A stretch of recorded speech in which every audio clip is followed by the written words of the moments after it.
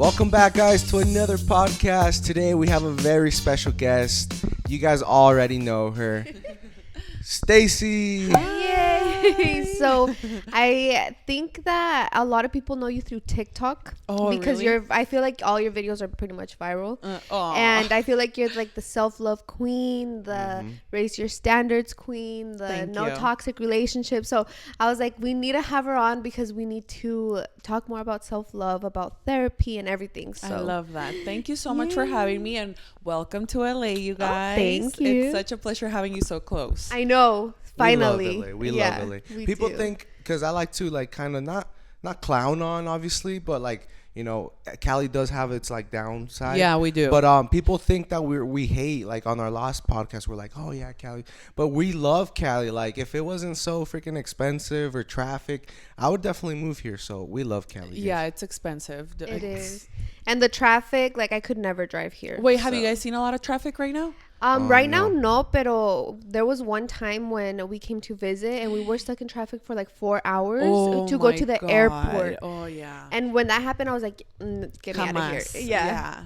Yeah, it's pretty bad. But So it must have been scary when like COVID hit. All the streets were empty, like the highway and stuff. honestly, the week that it hit, I already had a trip planned to Guadalajara for my business, and I will never forget. We were driving, and it was like the first week that they told everybody to stay away and people listen. The freeway was so empty and the airport was so empty. It literally looked like a movie. Like I didn't believe it was real. It was pretty crazy because That must LA have been never scary. looked. Yeah, it never looks like that, and it's never looked like that since. So Oh my gosh. things are pretty. Yeah, especially at the beginning when we didn't really know what COVID was. Everyone was just like dying, or that's how they made it seem. And then you see the streets are empty. Like It was scary. No wonder, because I feel like COVID had its degrees. Like Texas, it was always like, whatever. Like it's just the flu. And then Colorado, we were kind of in the middle. You know, it wasn't too crazy. And then Cali was like, if you guys had zombies or something. Yeah. It was so, dude, seeing the empty shelves and everything, it was insane. Oh my gosh. And I think even now it's insane because yesterday we went to a restaurant and they're like, where's your vaccine card? Like if you don't have it, you can't come in. That was I was shocking. like, I have never in my life heard anything. Like allá en Colorado no se oye nada de eso. Really? Yeah, so we're like, oh my God, like you have to have proof now. Yeah, you do. Here you do. Crazy. Yeah. So we had to eat outside, but we didn't matter. It's hot, so it was fine.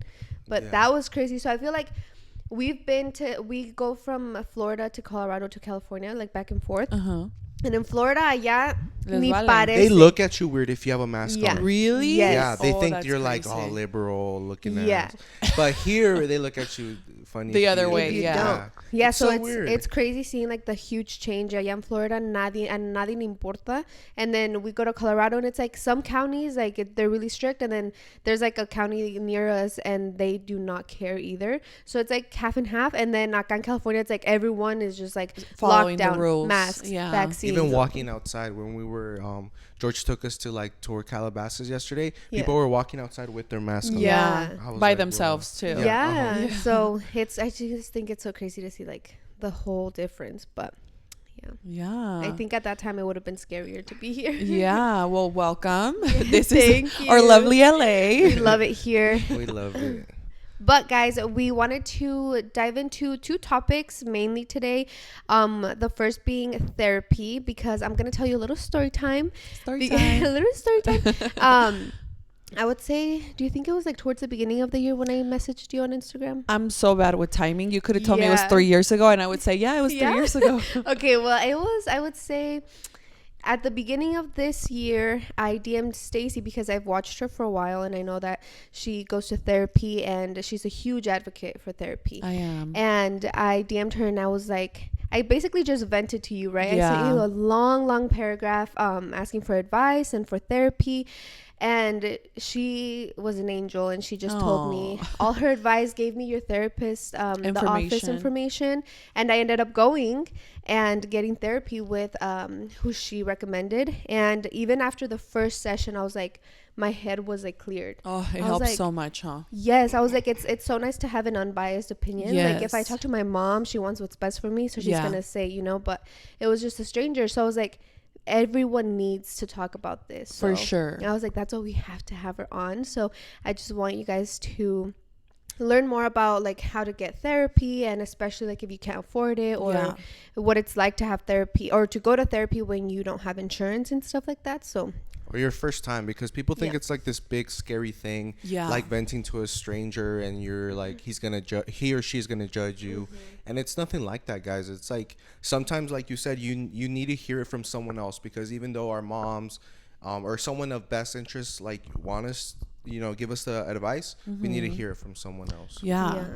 And for the first time as well, like you said, it shouldn't be scary, because I feel like people think you go and talk to them and like right away they're like, tell me your deepest trauma.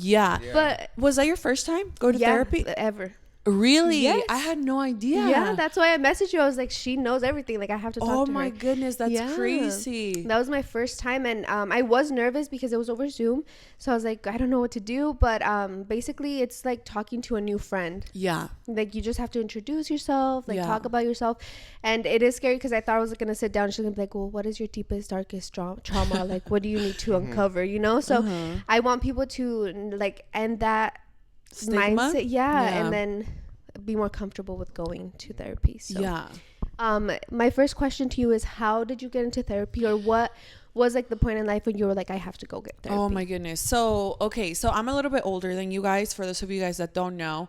And first of all, I'm such a huge advocate for it, because I've seen the change that it's done in my life and how okay I feel with myself, and I've seen the change that it's done with the people around me. So like my sister started going to therapy recently, and like just seeing the way people change after it, I just feel like everybody can benefit from it. But personally, so when I was little, I grew up in Mexico, and when I was little, I used to watch my mom sleep. Like literally she'd be taking a nap and I'd be like looking at her chest, like rise and fall to make sure she was breathing. And right now we laugh, but I think she was probably like, what the like this weird kid, like what's wrong with you, And I don't know where that fear of my parents dying came from, but I always was like, if my parents die, like what's going to happen with me? So I have to make sure they're living.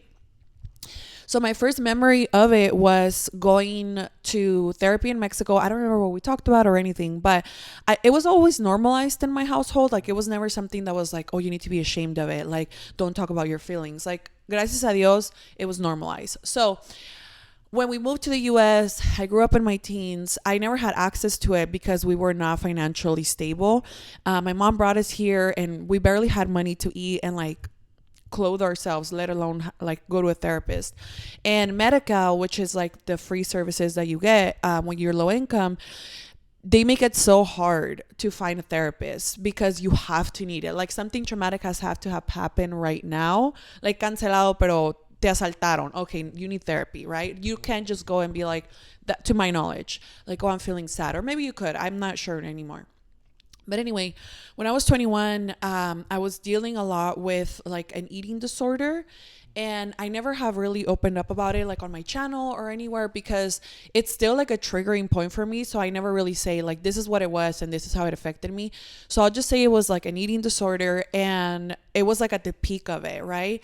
So to deal with my stress, and at the time I was like in a really stressful point in my life, I was going towards that destructive behavior. And I had a friend who told me at the time, she was like, I'm going to therapy, but she was like well off, like she had money, right? She's like, I'm going to therapy, like you should find somebody. And I was like, how much are you paying? And she's like, I'm paying $250 a session. I was like, my gosh, yeah, bitch, I could never. Like, good for you. But at the time where like I was getting paid like $8 an hour at Borders, a bookstore, like I could never imagine that. So she was like, well, look for someone, because there's this thing called the sliding scale, in which therapists will tell you like, okay, some therapists, not all, they'll tell you how much can you afford. And let's say at the time I was like, oh, I could afford 50. And this was the first therapist I found on Google. He era un señor. He was like an older white dude, and he was like, okay, I'll take 50. And I was like, okay, cool. So I guess the first thing I'll say is, if you've never been to therapy, you can ask therapists around you about a sliding scale in which they tell you how much can you afford, and a lot of them will do it. And even a therapist that I know now, she'll offer free therapy if she knows you need it. Oh wow.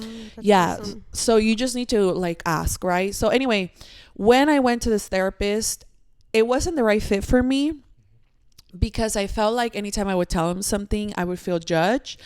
And the one thing about therapy is if you're feeling judged, it's not the right therapist for you. So you can know that for sure. Like, these people are human, and so I do like to say, like, go to therapy, find the right fit for you, but know that not everybody's gonna be the right fit, right? And that's okay. And you know, that kind of makes me sad because a lot of people are scared to go, and then if they have a bad experience, they maybe turn away from it permanently.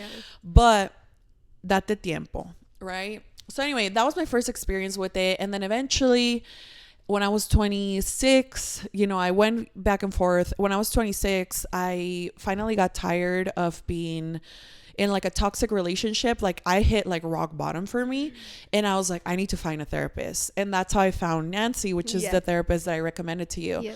And she was like a turning point for me because she was the first therapist in which I clicked with, and like I felt like she was a friend and I could talk to her about anything, and she pushed me to my limits, you know.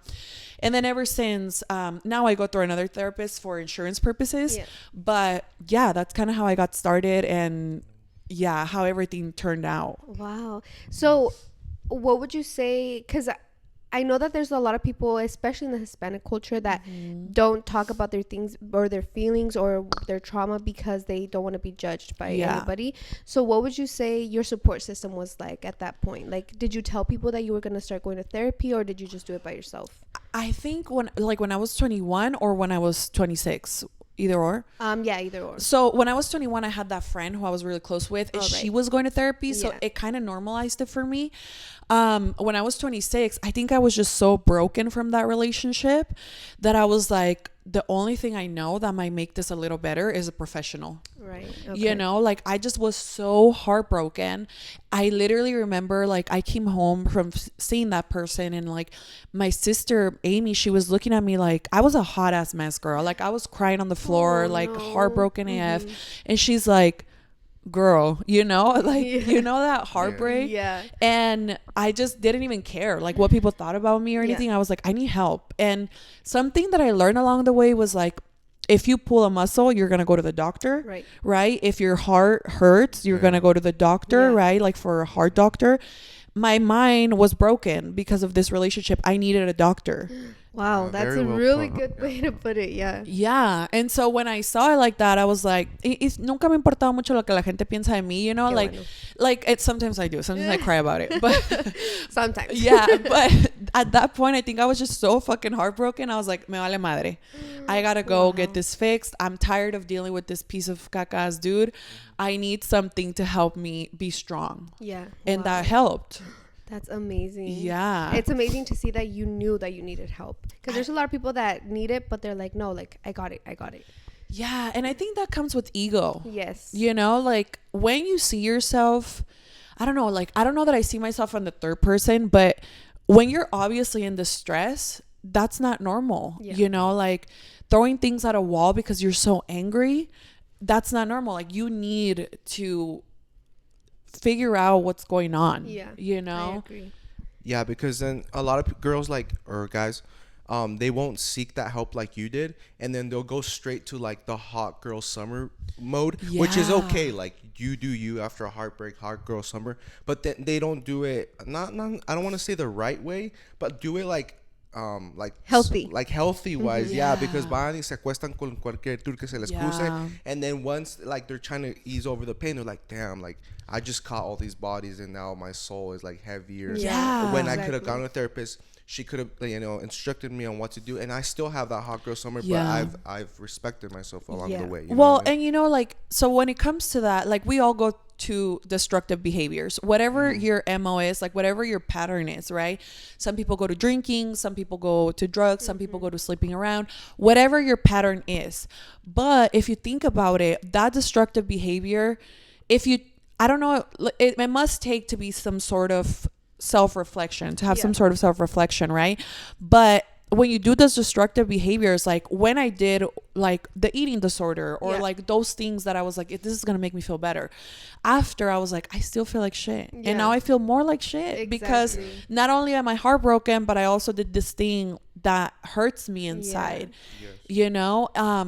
And so I feel like a lot of people will go through life just adding onto that pile and adding onto that pile and adding onto it until eventually you hit your breaking point. So I don't think like, I'm better because I went to therapy, but I think my breaking point was just different. Like, no aguanto mucho. Yo la neta no aguanto mucho. And I don't, No estás como grupo firme que aguantan todo. No, yo no aguanto nada. No. Y muchas veces people are like, oh my God, how are you so strong? I'm like, I'm not. That's how I'm just like, pasa algo and I'm like, anyway, next. No, I'm not dealing with that. Exactly. Yeah. So what would you say your advice would be? Because I don't want people to think that you only have to seek therapy if you're going through trauma, through a heartbreak, or through mental health. What would you advise people? Because I know that even if you think you're in a good place in your life, you still need therapy, I would say. Yeah. So I kind of see it as like brushing your hair, right? Like, so if you guys don't have long hair, you might be like, what? Yeah. But I feel like you kind of have to brush your hair every day to like get out the knots. Yes. Right? So your heart is the same way, I would say. Like, every day we're going to go through things, right? Like, even when you're in a couple and you have little fights and you're like, oh, that kind of sucked, but I don't really know how to tell her that hurt my feelings. Yeah. Right? And so then we act petty. And you're like, oh, I'm not going to take out the trash para que se enoje. Sounds about right. Yeah. And so when you go to therapy, or at least when I do, and I have these like insecure feelings, I'll go to my therapist and I'll say, like, let's say something that I'll use myself as an example. Like, right now my fiance has been working a lot, so I'm telling her, like, he's been working a lot and I just feel like I'm not getting that one-on-one time that I need. And then she'll tell me, well, is he out there like valiendo madre, or is he out there doing something for you guys? And then it makes you think, and you're like, no, you're right, like, he's out there for us, like doing something for us. And so when you go for maintenance, that's what I call it. Like, I think I go to therapy now for maintenance, like for the everyday little things. It's different than when you're going with a big heavy trauma, right? So like, let's say something did happen to you, whatever it was, and you're like, I just feel like me he estado guardando esto en mi corazón por mucho tiempo. I need to talk to somebody. Therapists went to school for this, and they, whatever you think has happened to you, they probably have dealt with worse, right? And so whatever you went through and whatever it is that's weighing heavy on your heart, it's not too heavy for somebody else to help you with it. And another thing that I always say is people need people. Yes. And when I was at my lowest point, somebody told me that, like, people need people, and you need people to help you, whether that's a professional, your support system, there's no shame in needing help, and there's no shame in knowing that you can't do this alone. Yeah. Because as human beings, we need each other. Yep. Yeah. And so I would encourage everybody to go, because we all have something, Nadie es perfecto, and the thing that makes us human is the fact that we've been through something, right? But how did you feel when you went to it? I didn't know it was your first time. I felt like it cleared my mind right away, because I was like, I'm getting an unbiased opinion from someone that doesn't know me, doesn't know my relationship, doesn't know my family. So I definitely felt like a huge weight off my shoulder, because I feel like a lot of people say, well, I have a good support system, and my mom and my in-laws and my husband gave me support. But it's like, at some point you have to realize that you can't drop baggage on other people, because you don't know what they're going through, and you don't know if maybe they also need to drop baggage on you. So I feel like even if you have such a support, like a great support system, which I did, my in-laws are super supportive, my family, Jonathan, I was like, I can't just sit down and be like, okay, babe, sit down and listen to everything I have to say and then give me good advice, you know? So I was like, you can't drop baggage on people like that. So I felt super like something off my shoulders. So I was like, I feel livianita, I was like, because I was just talking and she didn't judge me. It was just like if I was meeting a friend for coffee. So I was like, wow, I like this. Like, this is really nice. And the crazy thing is, for example, like when we have relationship problems, if I was to sit there and tell Danny, my fiance, and I was like, tell me advice, he'd be like, well, I'm the other half of this problem. Exactly. Like, I want you to do what I want. Exactly. And then ahí se agarra otro conflicto. Yeah. And a lot of times people, like, even if you were to tell me, like, let's say we were like best friends and you tell me like, oh my God, Jonathan's being so annoying, he's not taking out the trash. Yeah. Right? I'm like, I'm going to tell you as your friend, let's say I'm closer to you, I'm going to be like, F him, forget about him, he's doing it on purpose. Exactly. And then nomás te voy a echar más, and then I'm just gonna make you more mad. Yeah, you're fueling me. Yeah. Yeah, and I feel like that's what you really, really need. Someone that doesn't know you, doesn't know your partner, your family, because then I see, that you're getting a clear or clear advice, and not someone that's biased and wants the best for you or wants the best for the other person. Yeah. So I feel like therapy was really, really good, and I stopped going to her because it's really expensive. Yeah, it's pricey. But since I'm pregnant now, I want to go back because I was like, it's like maintenance. I want to have like a clear head for the baby, because I want to be mentally happy, mentally stable, so that I give my baby the best life, you know? Yeah, girl. And even like, I feel like any big life event, and this is a huge life event, it's life changing, I think you need it. Porque, o sea, no hemos hablado de eso, but I'm sure you're fucking scared. Oh, yeah. Yeah. And for you to be like, I'm scared to push out this watermelon out of my hole, you know? Seriously. Like, you just feel validated. Yes. And I'm sure there's so many things online of women being like,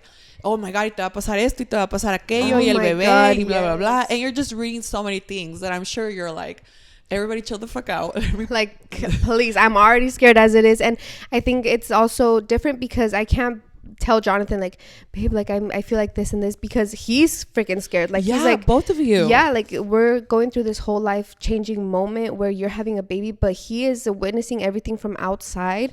And I feel like there's not really much he can do. Like, if I'm having a nauseous day, he can't do anything to help it, you know? Yeah. And if I'm having like contractions, what is he gonna do to stop them, you know? So I'm like, I can't just sit there and like tell him everything that I'm feeling, because that's me putting more worry on him. Well, and also I feel like as a couple, you have your own fears of having your wife go through this and like seeing her in pain and stuff. But a big thing that I think we can tell the viewers is a therapist won't replace your significant other. Oh, no. Jamás. O sea, porque tú como el esposo y el papá, you know and you love this kid so much. Yes. And you can even go to therapy to be like, how can I be supportive of my wife? Yes. True. You know, and like, these are my fears and I'm feeling left out because of this. Exactly. And you guys have no idea how many times like couples, a lot of times, so I'm really into therapy and like things like that, right? So a lot of times when the baby comes into the marriage, couples tend to separate a little bit more. Yes. Porque te estás peleando, no has dormido, estás cansado, you're just like, what the fuck? There's this kid crying. Te toca a ti. Yeah, the last thing you want to worry about is your marriage. So yeah, I think big life changes like this are a great opportunity to kind of brush out those tangles. I agree. And before you, like, the baby comes, you can go to therapy and be like, what can we expect? Yeah. Or what can we do to feel more prepared when he comes?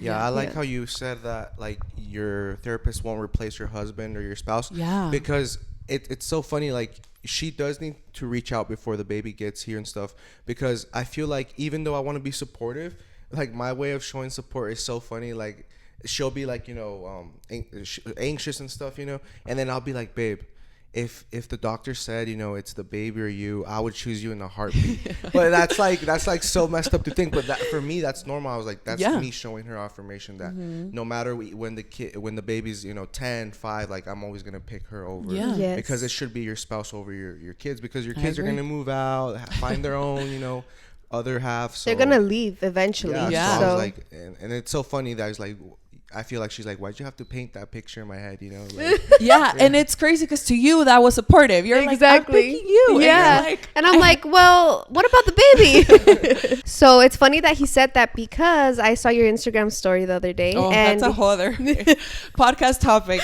Second episode. Seriously. I do want to just talk about it a little bit. Just cut it in short, just so that we don't like talk about it too much, because we can have a second podcast episode, bring Denny and be like, all right, let's talk about this. But you posted on your story a poll and you said no right or wrong answer. Who comes first, your spouse or children? I voted and I said spouse, and that's because Jonathan just explained it perfectly. I voted spouse too. The babies, the kids, your kids are gonna grow up and they're gonna leave.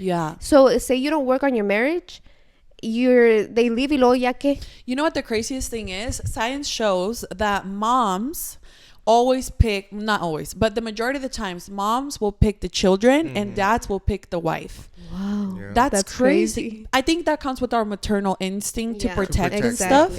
But I agree with you guys. I think it's spouse. And when I put my answer, because at first I was like, I'm not going to put my answer. Ya sé que la gente se va a enojar. Yeah. But when I put my answer for like 10 minutes, vinieron los DMs, you know? Really? Yep. And so I don't think there's a right or wrong answer. Yeah. Whatever you feel in your marriage and in your situation, it's fine.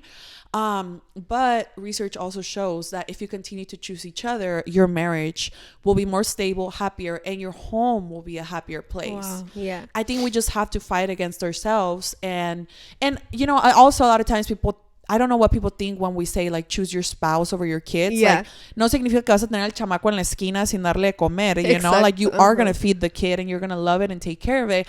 It's just, to me, it means as a couple, we are on the same page, and the kid, perdón, and the kid can't come in between us and be like, oh, my mom said I could go out. My dad said I could go out, or whatever, you know, like, you're a unit who is catering for this child. Yeah. And I feel like you don't have to see it so black and white. Like, I feel like it's healthy to be like, obviously my son's like, Dad, can I have some candy? Mom's asleep. Like, you know, sometimes it's okay, like, to pick your child. I'm gonna be like, yeah, go grab some candy. Little things like that. But like, for example, I'm gonna give you guys an example. Like, my mom has never hid from my dad that my sister started, you know, talking to a guy. Yes. She's 17, you know, or her boyfriend, whatever. And my dad's always been involved. But when me and her, you know, started, her dad didn't know at first, or like, her mom would kind of like lie for her, like, oh, va ir con tus amigas when she went out with me. So I feel like look at all the arguments my parents have saved themselves from. My dad just knowing from the beginning, you know, even though it's his little girl, obviously he's gonna be upset at first, but he knew, you know, from the very beginning, okay, Yomis is going out with her boyfriend or whatever. Exactly. As opposed to where like, ay, ¿por qué no me dijiste que iba a ir a ver a Jonathan? O yo te dije que no, y por qué fuiste en contra de mi decisión. And I think a lot of times, so dads, research shows, dads feel left out a lot of times because the dads will, in a typical family, right, the majority of the time, dads will go out to work, and so the moms are the ones that have the bigger connection with the children. And then the dad is like, I wanted to know, like, why couldn't you have told me? I want to trust, like, they don't say it because men in our culture are pushed to not talk about their emotions, but they want to be involved. They want to be a part of it. You know, dads are they're the other half of the family. Exactly. You know, so yeah. And so when you talk about that example, both of you guys' parents are together, right? Yes. Would you guys say that they chose each other over like you guys? No. Not in your case? No. So it's funny because on Jonathan's side of the family, I feel like his parents have such a beautiful marriage that it's an example for us. And on my side of the family, it's like you said, I don't think they ever chose themselves. There was always the kids. And now the kids are old. And now where's the relationship? Where is like, my mom vents to me about like, oh, it's because he's this and this and this. But I'm like, at the end of the day, like, what can I do to help you? Because you chose me, you know, like I'm so thankful that you chose me and my sisters and my brother, but where's the marriage now? You know, for sure. Yeah. So your parents chose each other. Yes, absolutely. At first that was really rough, but then they found God and then they started choosing each other. So now it's beautiful and we look up to them. So you can tell the big difference. Like we do look up to my parents because like, wow, they're so strong, they're still together, they have a house, they have like a happy house, right? But with his parents, it's like, wow, like they're not only together, they're still in love and they express their love, and right? I feel like that it helped us even more, like them choosing each other, because I moved out when I was 17. I became independent, you know, because my mom didn't baby me, you know what I mean? Or my dad babied me. So that forced me to like, you know, or else I feel like if my mom would have chose me every time over my dad or my siblings, I would still be there, dude. And so I'm gonna kind of go into a little tangent right here and say, when they're gonna roast me in the comments. But moms, when they choose their boys, they put the boy as their partner. And a lot of times when, like, por ejemplo, if your mom would have chosen you and would have dumped all her emotions and used you as the support system that your dad is, then when you leave or when you have a partner, that's when that toxic relationship with the daughter-in-law creates itself, right? Yes. So look, it's like a trickle effect, right? So if you don't choose each other, then you're using your kids as your support system, and then when your kids find somebody, then you end up hating the mom of the or the wife, because sometimes there's like daughters-in-laws that are like perfect, they're so nice and sweet, y la suegra just doesn't like them, and it's because it's that subconscious like love, like you know, I want to be with my son, not you. Yeah, you know? yeah, and it's not even subconscious; it's just unhealthy because they do it very consciously, but they just, I don't think in the beginning they were emotionally aware enough to know that this was going to be the consequence of their action. Yes, exactly. And they do, I feel like obviously they do everything with the mindset that they're doing what's best for you, but it's like you have to really think about if you're setting them up for success or if you're setting them up for failure, because even now Jonathan and I, every time we drive like long drives, we put scenarios like, okay, so we can be on the same page. When this happens, what's your thought and what's my thought? Let's come together now so that the baby doesn't hear us arguing about it, you know? Even like long-term things, I was like, okay, babe, like whatever, like little first time love type of thing, like she's not coming over, right? Like we have to wait, you know, they dated for a couple, and then because I don't want him to just be okay with him bringing every girl he meets over to the house. That's not healthy. So and she's like, yeah, I'm on the same page. Okay, good. Even though that's gonna be like 15, 16, 17 years from now. Yeah, and it's funny because even when we were talking about that, I was like, I remember that his mom set a great example for me.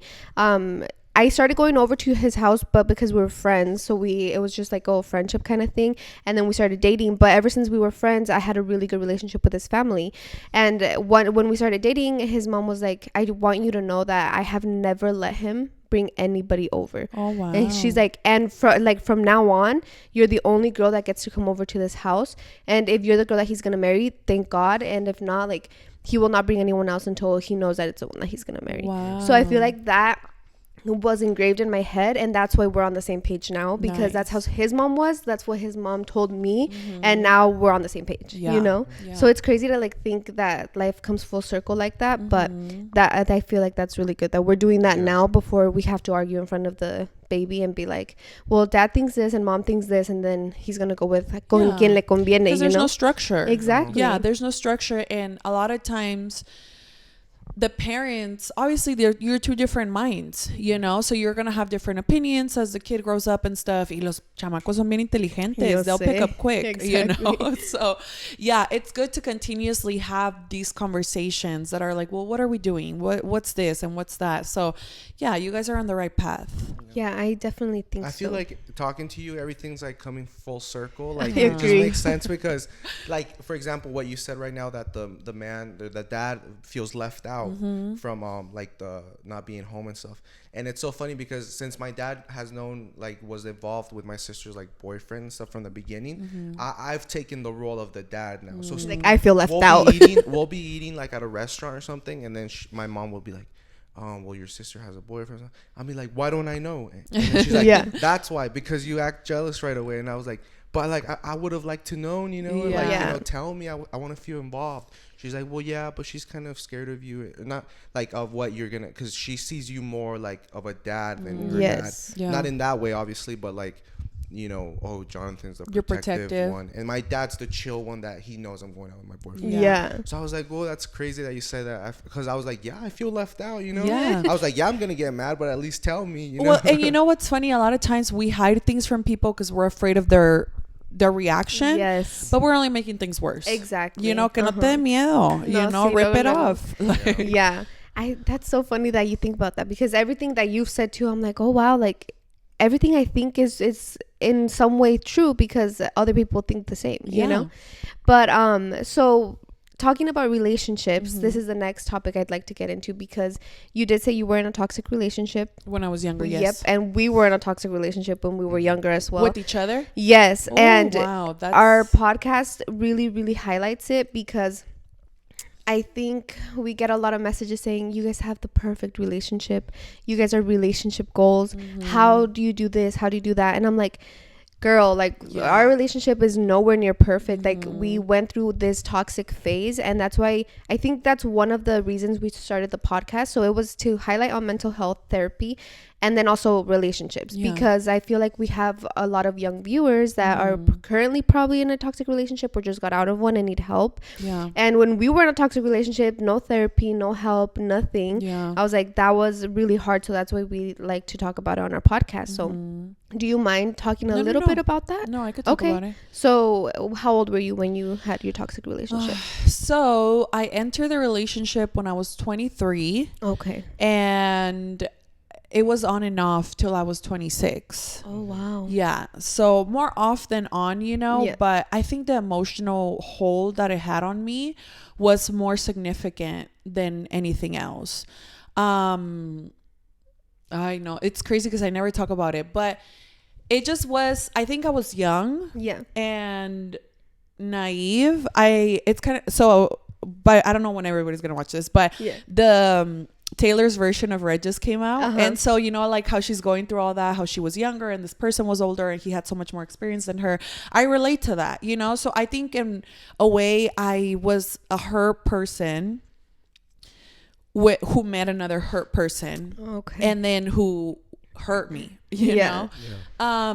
But yeah, I think that relationship was hurtful because my parents were each other's first boyfriend and girlfriend. Well, it was my mom's first boyfriend. My dad probably had girlfriends already. But Okay. I thought that that's what my life was going to be like too. Like I was going to meet somebody and then we were just going to be together forever. Oh, okay. And it wasn't the case. And so I had a hard time letting go of that relationship because this person also wasn't honest. And it was a lot of like, I do love you and I do want to be with you. I just can't. Y cuando estás chiquita, you believe them. You're like, exactly. Oh, he can't. Bitch. No les creas. They could. They just don't want to, and that's fine, you know? But when somebody's giving you love, and I was a person blindly giving love, and you're hurt, right? So I was blindly giving love, and this was a person that had been hurt. He was freshly divorced, so he was obviously like needing of love, and I was a rebound. And yo era una pollita dándole todo mi amor, you know. I was like, I love you, I love you, I love you. Yeah. ¿A quién le van a dar pan que llore? He was like, yeah, I'll take it, I'll take it, I'll take it, until I ran dry. I ran dry out of love, and then I was like, you're never going to give me what I want, right? Which is like a long life relationship where we love each other and we're safe, because you're not capable of it, right? Yeah. And that one time that I saw him, it had been a couple of months since I had seen him. I saw him. It was the high that you get when you see somebody that you're toxic with. Yeah. And then I was crashing right after, right? So like, after I came home from being with him, I was like crashing because you feel the high like it's literal drugs. Yeah. Like I was like, when I was with him, I was like, we're in love and I love him, but we can't be together and we want to be together, but we can't. And when I was crashing, it's when I came home and I was just like, I finally faced him and I was like, why can't we be together? Yeah. And he was like, because we can't, like I live far. And I was like, I don't care, like I'll be with you. And he was like, no, like I live far, like it's too much, and I have kids and I'm divorced, like it's too much. And that's when I was like, you know what, you're never gonna want to be with me, like regardless. You're just, regardless of how much love I give you, how much good, like how great I am or anything, like you're never gonna want to be with me. And I had known him for 3 years already, and I was like, hasta aquí llegaste, aunque me duela. Ya nunca más te voy a volver a ver, que te vaya bien, literal. And that's with all relationships, right? Like you have it until you have enough. Exactly. Yeah. And that was my enough. And I came home being a hot ass mess, and my sister was like, bitch, are you serious? And I was like, yes, I'm done. Forget him. And it was painful. It was really, really painful, but I had enough. Mm-hmm. But I am very grateful for that relationship, because I think that relationship, amongst with other ones, made me and pushed me into who I am today. All of my relationships did that, right? Mm-hmm. But because of him, I know exactly what I don't want. Which is good that he taught you that. Yeah, for sure. Like you have to see the silver lining in things. Yes. And he definitely gave me everything I don't want. And now I have what I do want, and now I'm able to appreciate it. Exactly. Because of it. And now I'm able to be like, I love my boyfriend so much, or my fiance, because he's everything that this dude wasn't. And now I even feel silly that you were like a hot mess over this guy. Yeah. I mean, I acknowledge my feelings, and I send myself grace to younger me. Yeah. And I'm like, you were doing your best. But now that's why I get on the internet and I'm like, look, girls. Yes. No sean pendejas como yo fui. Aquí estoy de ejemplo. So real. Yeah. But it's like, give it like, you know, even a year or 6 months, you're like totally big difference. I'm a big fan of aguanta vara. You know what I mean? Like, because a lot of times girls will DM me and be like, how do I do it? How do I leave him? And I'm like, agárrate lo que tengas. Amárrate esos huevos. Yeah, and just do it. You know, like it's gonna Yes. hurt. It freaking feels debilitating. Like you're not gonna be able to breathe. You can't breathe. At some point, No, you really it can't literally breathe. hurts physically. Yeah. Oh my gosh. You Yeah. lose weight. You like, do. Can't eat. Yeah. Can't sleep. Pero pues no hay mal que por bien no venga. I know, and como dicen todos, del amor nadie se muere. No, it might feel like it, but It might feel like you're dying, but I promise you're not. yeah. That's funny because that's how, when we were in a toxic relationship, I always felt like that. I'm just surprised. How the hell did you? ¿Cómo Girl. aguantaste tanta Therapy. vara? I went to therapy. Oh Yes. my God, that's Yeah. amazing. Yes. Yeah. So this is why we started the podcast. This is why we talk about our toxic relationships so openly, because I don't want people to think that we went toxic, healthy marriage. Yeah. Yeah. No, No, because pasó nada. entre todo eso, I had a lot of learning to love myself. I had a lot of knowing that I was my own person, that I didn't need to depend on him for love. Yeah. Because I feel like we met each other when we were 15, Oh my God, you were turning children. 16, right? Oh, yeah. Or 14, turning Yeah. 15. 15, 20, 16. Yeah. So we met super young. Like, oh my gosh, poor me back then, honestly. Like I saw my sister 2 years ago, and I was like, when she was 15, I was like, damn, like that 15-year-old, like that was her. Yeah, You like know? that's when we I was met. like, and I don't see my sister being 15, todavía ahí, like little Yeah. girl. And at this point, when we met Jonathan, his, I would say, role model for a relationship was your uncle. Yeah, my friends, uncles. Your friends and uncles. Toxic, And at that point, guys, they're not mature at all. Like it's more bros before hoes, And for me, it was like, since I do consider myself having daddy issues, because my dad and I have never had a healthy relationship. It's way better now, thank God, but back then it was really, really bad. Yeah. So I depended on Jonathan for everything, right, babe? Like my emotions, my happiness, everything. I just put him there, and I was like, he's the tie for this bond that's broken. Yeah. And I think about it, and I was like, we were so young, and he was never going to understand how I felt, because he was just out there living his life. And at this point, I would consider myself more a little bit innocent, and he was going through his like party phase, like, I love you now, but I don't want to be with you during the weekend, and then I'll get back together on Monday, So super, super toxic, super on and off as well. So I think from years of going through that toxic relationship, and it was a lot on both ends, I would say, but Jonathan decided that he wanted to change for me. And there's always, you have to think about it, like, how did you get him to change? I was like, I didn't tell him to. Yeah. Because cuando te reclamaba y te decía, I feel like I was fueling him to be the same or to be even worse. Yeah. And I was like, if he loves you and he wants to be with you, he's going to change by himself. I'm amazed that you went to therapy. ¿Cuántos Yes. años tenías? I was like, what, baby, 18, 19? No, you were 20. 20? That's Yeah. amazing. I Oh was my I God. went to therapy for her also, but also I was in college and had a lot of pressure. I was on a scholarship, I wanted, to be like rich, successful and stuff. So I was like, I have that on my shoulders and trying to balance her. So yeah, that's why I went to therapy. It was phenomenal. My mom's a therapist, if you don't know. Oh my God. So obviously you can't go to your mom. So I No. was like, Mom, I need like one of your colleagues, friends, whatever. So she recommended her, like her best friend in college or whatever. So I started going to her, and yeah, like you think that ellos te van a estar sacando la sopa. It's like they trigger you and you let everything out. You like let it all. I was like this, and then she's like, oh, like you poor thing, like blah blah blah, and then she makes you feel safe, and then. For me, I was like, I'm a very like hands-on, like I need to see type of person. I'm not good at listening or whatever.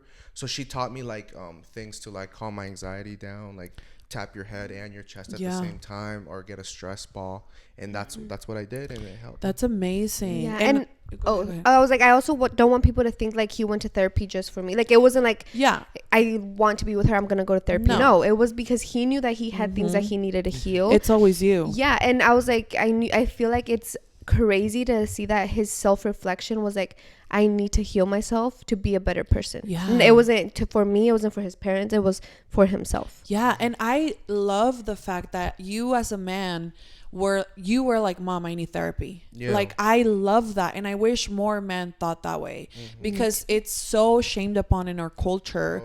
And even like my current fiance, like so we did a book before we got engaged that was like 100 questions to ask before you get married, and one of them was, would you be open to therapy? And he was like, I don't need therapy. And I'm like, look, I just want you to know, like, because I go to therapy, right? And I told them, if I ever bring it up, it's because it's like alarms are going off. Like, we need to go. Like, not the way we don't have to go for maintenance. I'll go for that, right? But I at least being open to the fact that that is a resource that you guys can use. Yes. And that it doesn't make you any less of a man for talking about your feelings. Yeah. So, yeah, that was super amazing on his part. And I feel like had he not gone to therapy, we would not be together. Yeah. And that's why we want to talk about it, because it's like, you're in a toxic relationship, and just because you see someone that was in a toxic relationship and now they're in a healthy marriage, I don't want you to think that you have to settle, that you have to wait for them to change, that you have to make them change, because you have to choose yourself. And I feel like at that point I chose myself, he chose himself, and then that's how we came back together, and we're like, oh, okay, so we're like both happy with each other, and now, or with ourselves, and now we can be happy together. Yeah. And you guys are going against the odds. Most high school couples don't end up together. Yes. Or if they do, they're not in a happy, healthy marriage. Yes. Yeah. Or they share a kid, pues. Yeah. And then, you know, weekends with dad or stuff like that. But, yeah. You know, and that's what I told him too. I was like, had I gotten pregnant when I was going through a toxic relationship, oh my God. Like, right now I'm terrified of postpartum depression, because, you know, and I'm like, imagine we were in a toxic relationship, I was pregnant, postpartum depression, and I was like, we wouldn't be together, because if we couldn't even make a relationship work, imagine making parenting work. So I'm like, thank God for this, and that's why we want to bring so much awareness to it, because it's like, maybe you think that you don't need therapy, but we want you to know that it's there. Yeah. And even if you don't think, you probably do. All of us do. And there's no shame in admitting that. There's no shame in saying, I need help, and I wish somebody was there for me. You know, I think we think that we're supposed to do it all on our own, and there's like this badge of honor that you get if you do it all, and like you have to be independent. But I am not independent. I need help. You don't get a star at the end of your life for doing it on your own. And when you have people in your corner, your life gets easier, and then you can be your best self to be a husband, to be a father, or to be a mom, to be a wife. And then you just think to yourself, I have people backing me up so that I can be my best version for them. Exactly. Yeah. Wow. And that's why when like she told me, she's like, babe, I'm not, like, it's not you, like, it's okay, it's not you. I was like, is it me? Like, you know, when she was feeling really depressed and sad, I was like, first of all, is it me? And she's like, no, it's not you, I just feel this way. Okay, now that it's not me, let me try to help you. Yeah. And so I don't want to give the misconception that if you go to therapy, you're cured. No.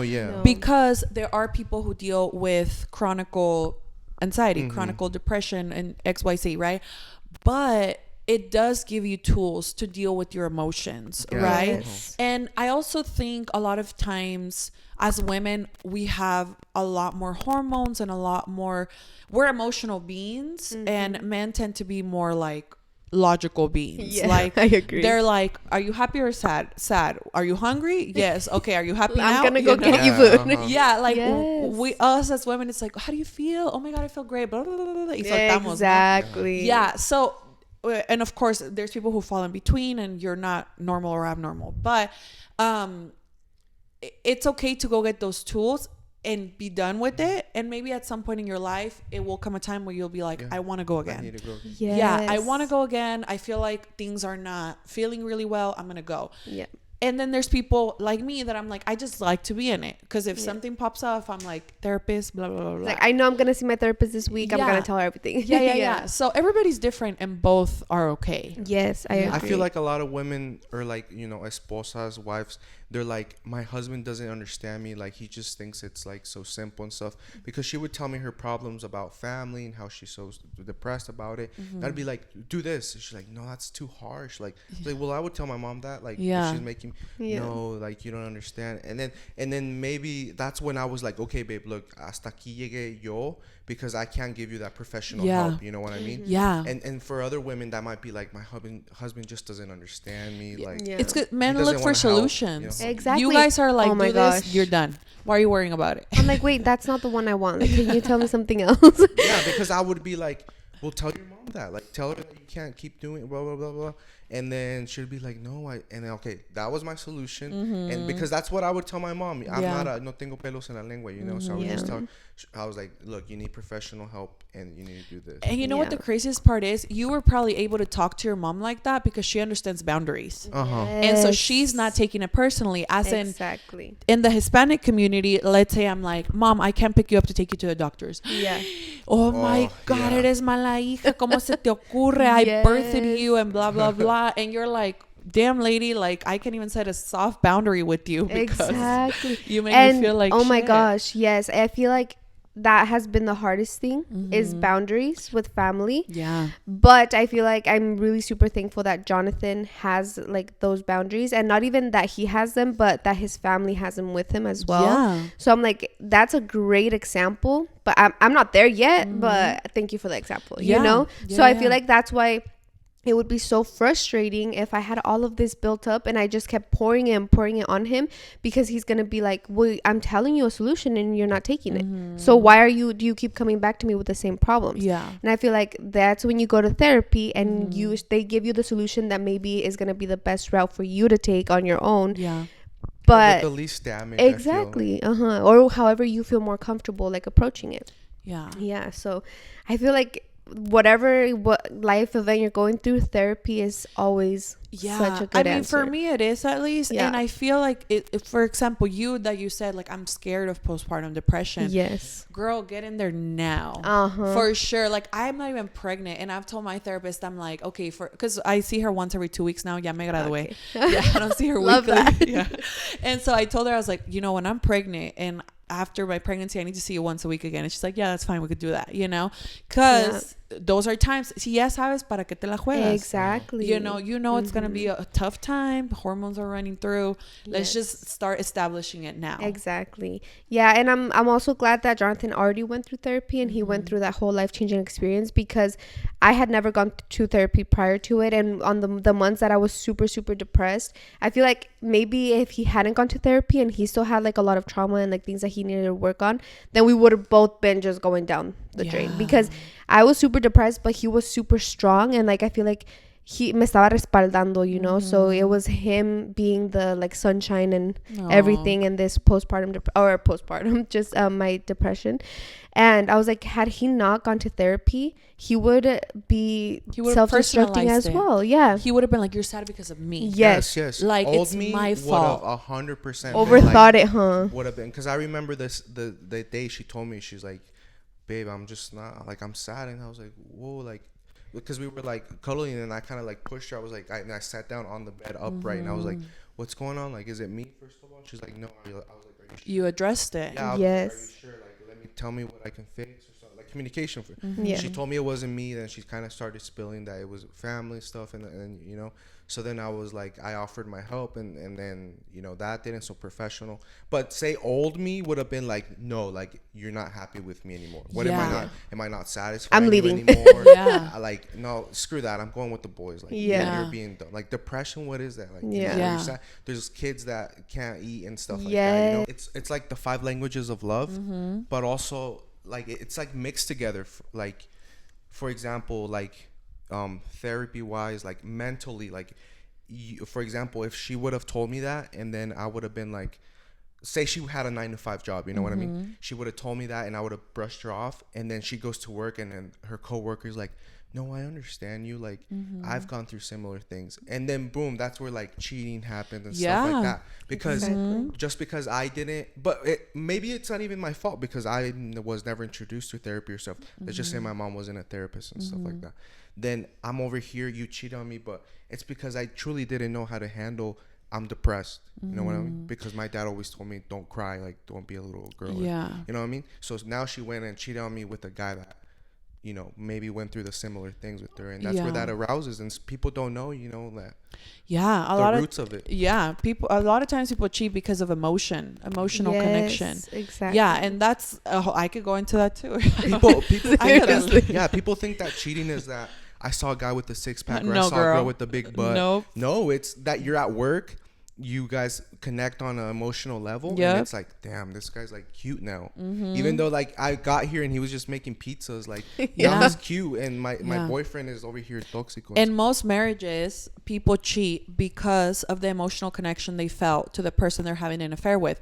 Wow. Because in the everyday life, let's say and it's never your fault if you get cheated on. Like the person doing the cheating should always talk. Yes. But what is said is, let's say your wife is so focused on the kids, you guys don't take time to focus on each other, and then the person goes out and makes an emotional connection with someone else outside of work, and then that's when they're there. And a lot of times people will be like, she's hideous, like why does she even cheat on me, or he cheated on me with someone like way uglier than me.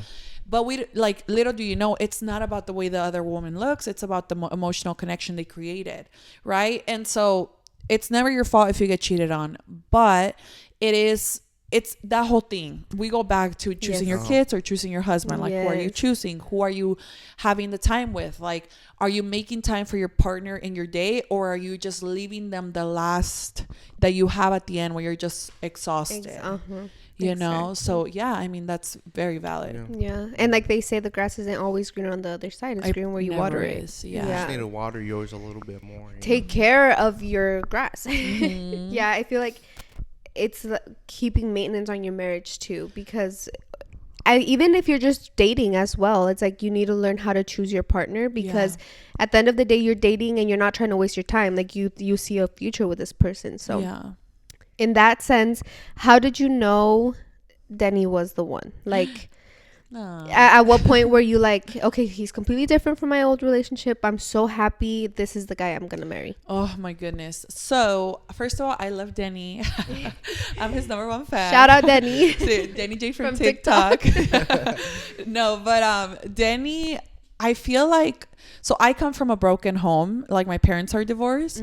And because I'm the oldest, that came with its own trauma. Yes. Because as the oldest child, psychology says you will go through a lot of trauma because you're aware enough and you are kind of the shoulder that your parents lean on, right?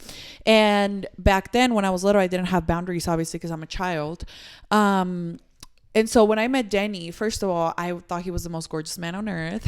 Love that. Yeah. But when I actually met him and I got to know who he is as a person, Denny comes from a very solid foundation where his parents are together. They're a really united family and they support one another, and his parents love each other, very similar to yours. They choose each other. Like his dad is in love with his mom. And when I saw the kind of family he came from, I was like, oh my God, like this man is so healthy emotionally. And so when I realized how emotionally healthy he was, I was like, and you know, in the beginning I was a little bit damaged too, because I have my own triggers and I have my own insecurities. And so my MO was like push people away so that they can prove themselves, right? And so if they fail any of my subconscious tests, I'll break up with them. My attachment style is avoidant. So as soon as something pops up, I'm out. Like I'm not gonna wait for you to hurt my feelings. I'm out. Like I'm not dealing with it, right? And through all the trials and tribulations that we had in the beginning of the relationship, Denny was always calm and he was always resilient and he was always there for me.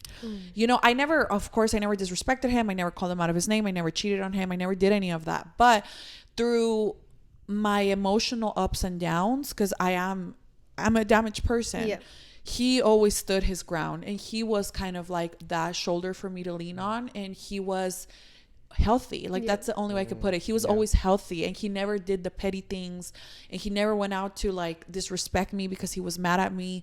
And compared to everything else I had seen, I was like, this is the healthiest man I've ever known. And I want that for me, and I want that for the dad of my kids.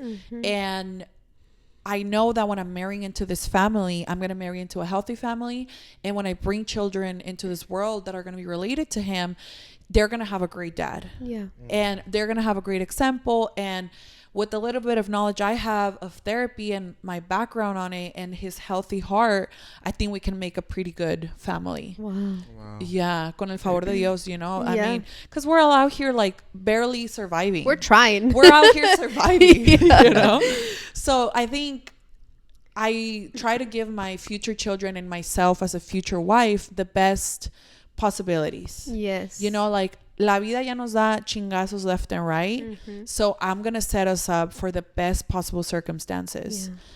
And Denny has shown time and time again how great of a man he is and how supportive and emotionally mature he can be. And of course, he's not perfect. You know, a veces le digo, how do you feel? And he's like, I don't want to talk about it. I'm over it. Because he's like a human. Man. Yeah, yes. He's human. And then I have to say, okay, when he's ready, he'll talk to me. Yes, exactly. Wow. That's amazing. And I feel like a lot of girls don't go through that. A lot of girls don't go into relationships thinking about, this is going to be the father of my kids. Am I going to want my kids to be like him? Am I going to want him to be the father? Like, is he going to be a good dad? Mm-hmm. So I love that you explained that that's how you knew. Yeah, I think so. Because I think a lot of times, you know, had I been younger, and when I was younger, I did see it like, I love this guy. I want to be with him. Me vale madre que ya tenga hijos. Me vale madre que esté divorciado. Me vale madre that he's a piece of caca. Like, I love him. Yeah, like, no más. You just hold on because estás tirando capricho, right? But then when I'm older, now older me can see, like, it's not just about me. You know, like, this man is going to be the father of my kids. Exactly. And when I think back about, like, one of the things I'm grateful for is, even though my parents had their thing, my dad was always a good man. Yeah. And even though he messed up and, you know, as a couple, they had their thing, he never disrespected me or my siblings. He was always there for us.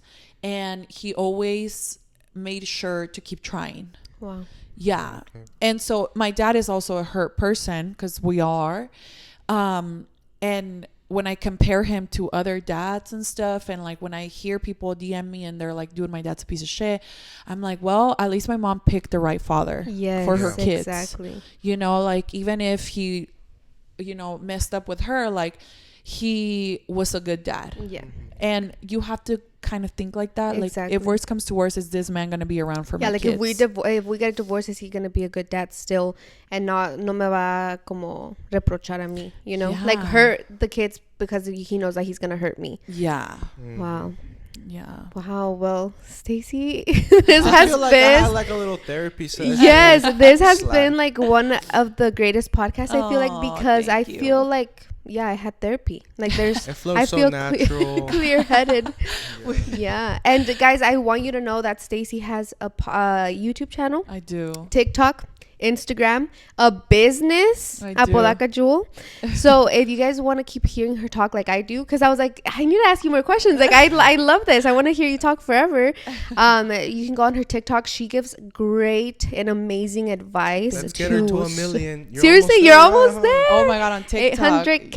Let's go. I'm at 800K. Let's get Stacey D to 1 million on TikTok. On TikTok. Yes. On TikTok. No, but that's amazing. That's a great milestone. But if you guys want to keep hearing her advice, she gives a lot of advice on TikTok, and I feel like through your vlogs even, I feel like my vlogs are more about my everyday life. Yes, you know, but I do drop it here and there. Yes, you know, cuando tenemos esas pláticas que nos sanan el corazón. Yes, you know, it's like hanging out with a friend. Like, you hang out all day, and then somewhere in there, you guys have like a little therapy session. Yeah. So I feel like that's how I feel when I watch your vlogs. Thank you. So definitely check her out on all of that, and do not worry. I know that you want to hear her talk more, so we will have her on again, si Dios quiere, in the near future. Yep. And we will talk more about, you know, toxic relationships and how to love yourself and all of that. But for now, I really, really hope that you guys think about therapy in a better light, I would say. I hope so. I hope if anything you got out of this vlog, it's that you are not broken for needing help. You are not less than for needing help.